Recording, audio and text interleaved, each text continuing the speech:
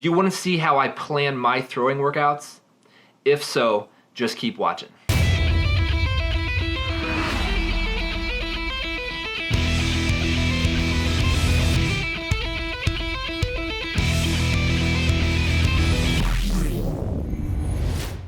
What's up, guys? Welcome to another Pro Tip Tuesday. My name is John Bowman, and my mission with each Pro Tip video is to share with you concepts of throws training that make the biggest impact on your throwing. So let's jump in to see how I plan my throwing workouts. So I get a lot of questions about people asking how to set up a throwing plan or a throwing practice. So I kind of wanted to show you how I set up my throwing. This is, I wrote all this out in my, my planner, my journal, and every day there's a quote at the top. And today's quote was, "A goal without a plan is just a wish." And I think that's super true. So you may say, I want to throw far, I want to throw farther this season.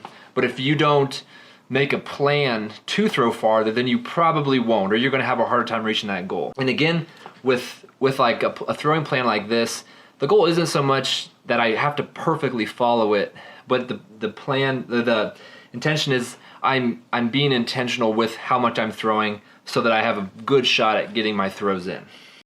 When I set up a throwing plan, it's on purpose, and so I'm always referring to a bigger plan or a long-term plan. And so for me, like, I have some guidelines set up, what I want to do in April, May, June, July, August, September, October.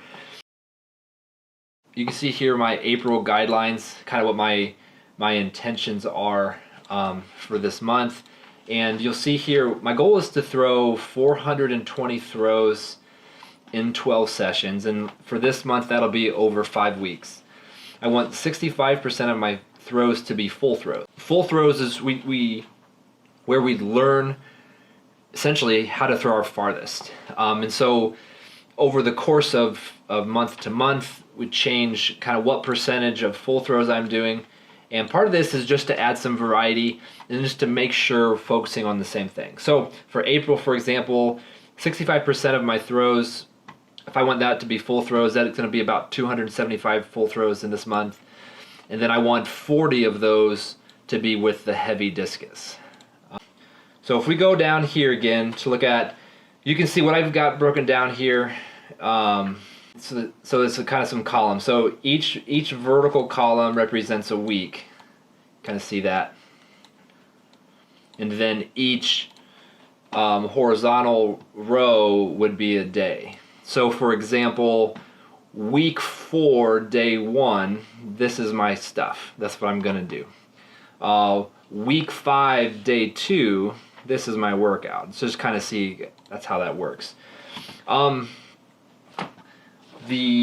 Let's go here. So again, week 1, I have 80. So what you can see, what I've got here is I'm going to do day 1, I'm going to do 10 stand throws, 5 half turns, and then 20 full turns. So you can see here, this 1S, that represents South Africans, or for me, what I call 1-steps. And I consider 1-steps and full throws to be full throws. So either one you're doing, you're pretty much doing the full thing. And so in regards to statistics, South Africans, 1-steps and fulls are all the same. And so that's kind of where I do this arrow. Just as long as I get 20 between those two, that's fine with me. And so you can just see how each day I write out what I do and how many I'm going to do, and then I have the total here. And so my goal then is, so for week 1, I'm only going to take 2 throwing sessions. So you could maybe wonder, like, how am I coming up with how many to throw each week? It all goes back to the beginning. My goal is 420 throws in 12 sessions over 5 weeks. So it's kind of like the basics. And so this is how I choose to lay that out. So weeks 1 and 2, I have 2 throwing sessions. Weeks 3 and 4, I have 3 throwing sessions per week. And week 5, I have 2 throwing sessions that week.